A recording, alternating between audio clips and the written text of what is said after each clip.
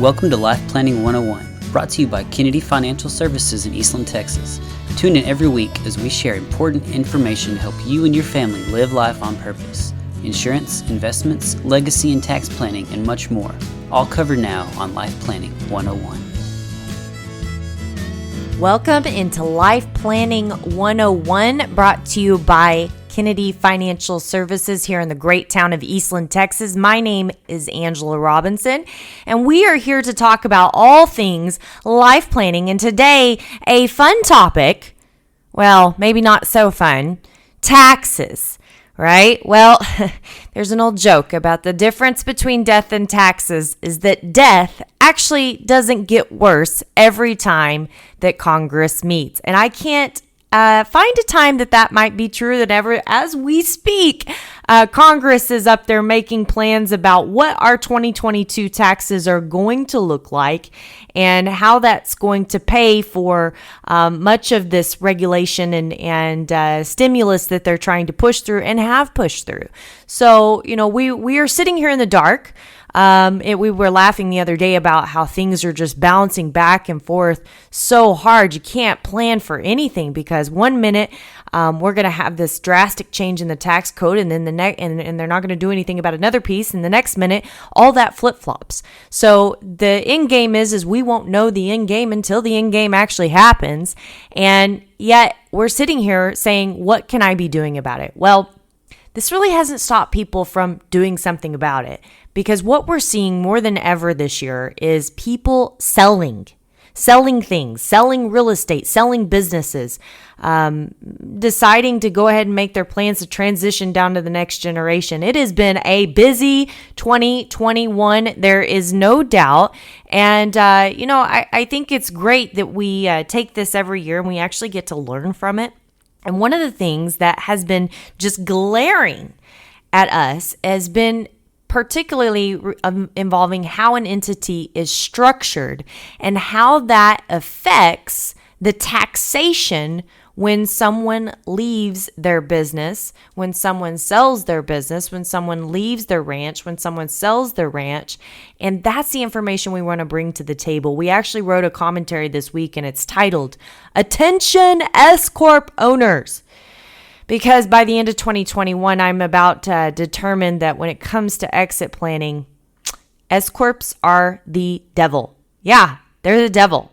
And it's really tough. So I want to walk through today. I want to take some time, and we're not going to get in the depths and the weeds and everything going on to Congress and giving updates there. We're going to save that for here in the next few weeks when we actually have some meat and potatoes to be able to be discussing and figuring out. But I will tell you, because I am going to give you this nugget, if you haven't started your planning to make changes for what Congress is planning, you're already late in the game. You need to get after it, because I promise you this, if they do some drastic changes, which what they've put on this table this last week, every good tax planning attorney, every good tax accountant is going to be so busy that they're not going to be able to take any new business. The okay ones probably are going to be too busy, and the ones that aren't any good would maybe be the only ones that you can find. So I highly recommend that you jump on the ball. If you need to get something done, don't wait another minute. September is the time. Get on this before there are big announcements coming out of Congress, because there is things you can do no matter what they decide. Now, let's get back to S-Corp owners. Let's get back to business owners. Let's get back to structuring a business. I was actually having a conversation this last week with an accountant, and I said, I just wish that I could be in the room with every business owner when they start up their business and they decide, what kind of structure am I going to put my business into? Am I going to be a sole proprietor? Am I going to do this as a partnership? Do I need to be an LLC? By the way, how is that LLC going to be taxed? Is it going to be taxed like a partnership? Is it going to be taxed like a C corporation? Is it going to be taxed like an S corporation? Am I going to be just a straight up S corporation? Am I going to be a C corporation? My gosh, isn't that confusing when you just start listing it all off? It certainly is. And, there's a reason that attorneys have a job, because most of the time They spend fixing problems, not actually writing things up. And I think business owners, the way they start their business, they start it in a structure that's for the here and the now and the most beneficial for that time. But it ends up being least beneficial in the long run. And I can't tell you how many times we've seen this play over and over. So what I want to walk you through today, I want to walk you through a scenario of what actually happens and why it happens. And then I want to tell you about what you need to be thinking about. Because as we've helped people this year exit their businesses, exit their ranches and farms, I have dealt with more S-Corps in 2021 than ever before. And they are literally the hardest structure to exit from, to sell. And I say that, yeah, they're easy to sell. Let me take that back. They're just hard to sell tax efficiently. Ouch. So when we come back on Life Planning 101, you're not going to want to miss it. We're going to be talking to you S-Corp owners or potential S-Corp owners, and we're going to be talking about structure. We're going to be talking about for those that are considering an S-Corporation, you need to be hearing what is happening on Life Planning 101 today and how this could affect you over the next, your lifetime. You don't want to miss it.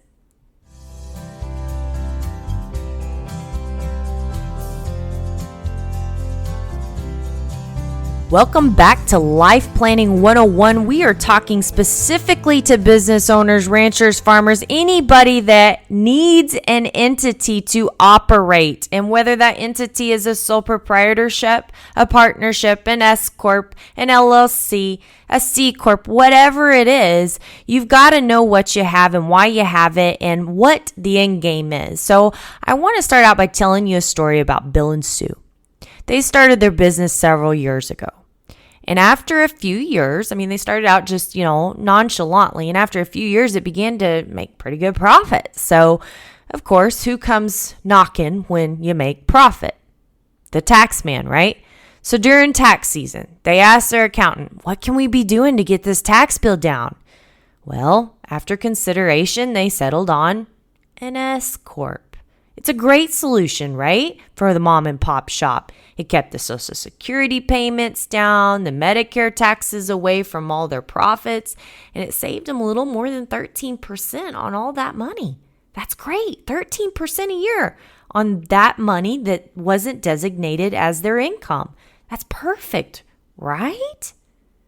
Well, let's fast forward. After decades of success, Bill and Sue decide to sell their business. Stock and barrel, everything. Lock, stock, and barrel, everything. Granted, they don't have a Fortune 500 company, but they're excited. They spent their lifetime building this, and the buyer is going to offer them $5 million for this. They worked their butts off, right? The accountant runs the number for them and what the sale's going to look like and what they're going to have after they pay taxes. And they want to work with their financial planner to make sure that that's all put in place. Well, it could be one of two numbers, he states. And it all depends on what your capital gains rate are going to look like after the reconciliation bill in Congress. Back to that nasty thing, right? So you're either going to owe about $1.2 million in taxes on $5 million or $2.2 million. Wait a minute, $1 million difference? Yeah, that's right. So this means you're either going to net $3.8 million or $2.8 million from the sale of your $5 million business. And by the way, that's just federal taxes. Of course, Bill and Sue have some sticker shock, right? And what we've come to realize is that when there's sticker shock, we get a phone call. Inevitably, somebody finally finds us, or that friend that had been telling them to come to us for years and years and years. They say, oh my gosh, it is an emergency. We have no one else to call. You're our last resort. Is there anything we can do? So we go to fact finding. One of the first questions we ask is, how is the entity structured? It's an S-Corp. Oh, that's my reply. Always my reply. Under any other structure, we could design a sale that maybe there's no upfront taxes right away. You could maybe lower the taxes drastically now and in the future And you could have the flexibility to curtail the risk of a tax rate change. And frankly, just keep more money in, the family's pocket or for causes that are near and dear to your heart. At the end of the day, when it comes to exiting your business, S-Corps equal limitations. Now, I want to say this very carefully. I am not a tax professional. I don't prepare taxes. I am not a legal advisor. And we don't have either of those things in our life and wealth management planning firm. Okay? There are a team of professionals that you need, and that includes your life planner, your wealth management advisor, your life insurance advisor, your accountant, your estate planner, if that person is separate, your attorney, and sometimes even your banker needs to be involved when you're making structural decisions, because there's pros and cons to everything. But here's what I am going to tell you, is there's something that we don't do when we set up structures. I want to go back to what Bill and Sue said when they first visited with that CPA. They said this: we want to save money. We are getting hit by Uncle Sam. We're trying to do all we can just to keep our business afloat, and every dollar counts, right? How do we do that? And so we focus on that here and that now, and we forget to begin with the end in mind. So we wrote an article a couple weeks ago, and it was basically the fact that the question is not really the question, or the answer's not really the answer. It's all about the question. Eugene Lasecco said it best. He said, it's not the answer that enlightens, but the question. Your answer should be met with a question or questions.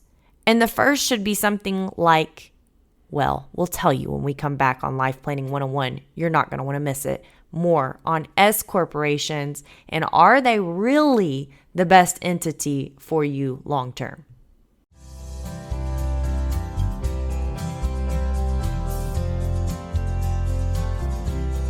Welcome back to Life Planning 101. What is the difference between a taxidermist and a tax collector? The taxidermist takes only your skin. Mark Twain said that. Isn't it true? Here we are in an environment that I think everybody is fearing whether or not taxes are going to go up, and you are looking at, your long-term plans, your short-term plans, and most people are having trouble seeing past tomorrow and figuring out what to do and what needs to be done today. And it's a confusing time. There's no doubt about it. And, the reality is that we take these times and we use all of that as a procrastination measure, whether we think we are or not, because we just wait for things to happen so we can wait to make decisions. But the reality is that you can't do that. And this is proof in the pudding. The topic today, we're talking to S corporation owners. It doesn't matter what Congress does. If you own an S corp and you're wanting to sell, you may have a problem, because S corporations are the most inflexible type of entity to be able to sell. And you think about it, you bring it to the table, and a buyer is going to want to buy the assets of a business. And the reason they're going to want to buy the assets of the business is because they can depreciate those assets at a better rate than they can if they just buy the stock in the business, right? And then they can't depreciate it, so it's an issue.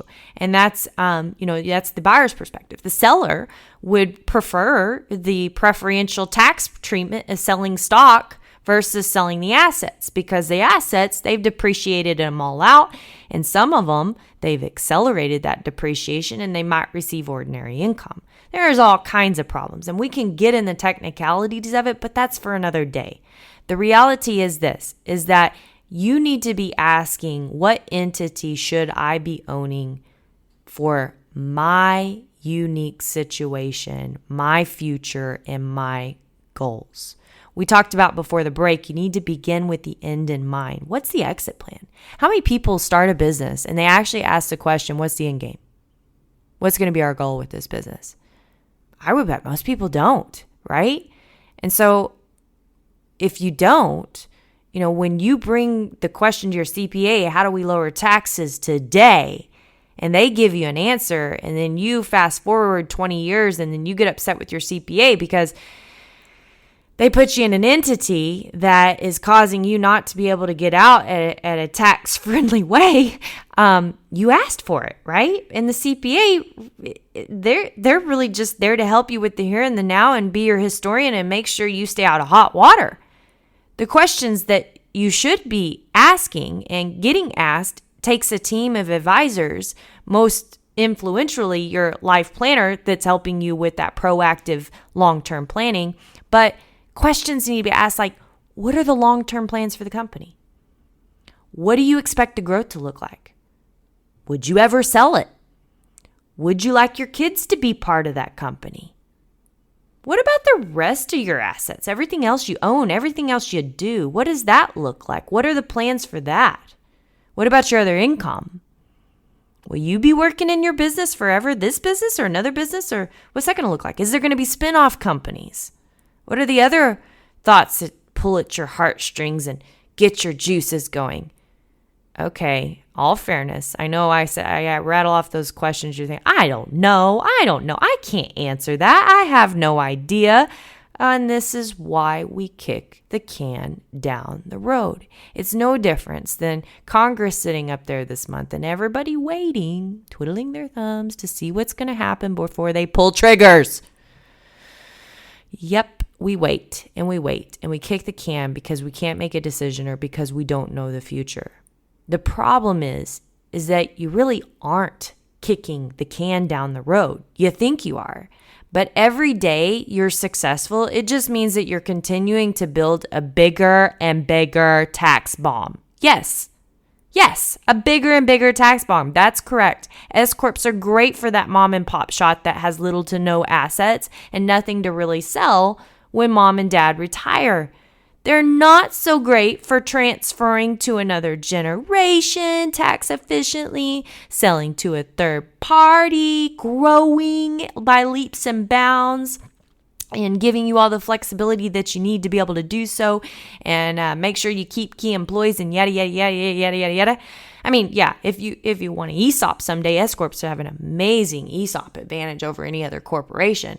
And that's an employee stock ownership plan, by the way. But that's not for everybody, right? That's only for a certain few. So we gave you a story about Bill and Sue, right? In the beginning. They were that couple that wanted to save taxes only to find out when they went to sell their business after decades of success that their tax bill was going to eat almost half of what they were getting. And that sticker shock led them to be able to try to get help, but too little too late, not much you can do. Some you can do, but not much you can do. And the reality is that we sit here and we look at an S-Corp and we, from this angle, and we say, well, that is awful. Why would you ever want one? Well, there are reasons to have one. They're good reasons. Same with C corporations. C corporations for most small businesses are not a great fit, but there is the small business that it is a great fit for. And you have to weigh all of those odds. I think the problem is that we go in blind, or we put on our blinders and we're not willing to look down the road, or we're trying to say, well, let's worry about that another day, instead of trying to be proactive and weigh the long term. We have a young gentleman we've been working with, and I commend him over and over again. I'm like, I cannot believe that you're doing what you're doing today to get ready to sell your business 20 to 30 years down the road. But because of what he's doing and the way he's doing it, it's going to be such a wonderful thing when he goes to sell that business, because he's going to have flexibility. Isn't that what it's all about? Is not limiting yourself and creating future flexibility. Didn't we just say that the only difference between death and taxes is that death doesn't get worse every time Congress meets? So if you get rid of your flexibility, what's that mean for you every time Congress meets? If you keep your flexibility, does that give you options? And I have to say that it does. So there's an old saying that we use over and over again in our business. You don't know what you don't know. And that is the very thing that ends up biting you. Think about it. You don't know what you don't know. How would you? People say, man, I just can't believe this, or why did this happen? And they want to look for someone to blame. But really, there's no one to blame because you don't know what you don't know. And if you're relying on just your accountant to answer those questions, they don't know what they don't know. And that could be the very end up thing that bites you. So don't let it. The reality is you got it right here. Life Planning 101, Kennedy Financial Services, a life planning firm. We help people proactively plan. We quarterback. We pull all these professionals together so everybody is talking and making sure that whatever your long-term goals are, that flexibility is built in, and all the professionals can agree to that. Because at the end of the day, if you're not looking out for your future interest, who is? You're just asking questions to solve solutions today. So let us help you plan. Plan to live your life on purpose, not just today, but when we get 30 years down the road, you can be saying the same thing. My name is Angela Robinson with Kennedy Financial Services. God bless everyone. We surely appreciate all of our listeners at Life Planning 101. Be sure to subscribe to our newsletter. Go on www.kennedy-financial.com, www.kennedy-financial.com, and sign up for our weekly life lessons where we give relevant information, including all this information about attention S-Corp owners. You can also sign up for our podcast if you're not there already and learn about our weekly commentaries that come out and our market commentaries that come out with Black and White Money Management and our team of experts there. You're not going to want to miss all of that. Thanks again. Have a great week, and be sure to join us next week on Life Planning 101. Thank you for joining us for Life Planning 101, brought to you by Kennedy Financial Services. If you have questions, you can email them to lifeplanning@kennedy-financial.com. Be sure to tune in next week for more Life Planning 101.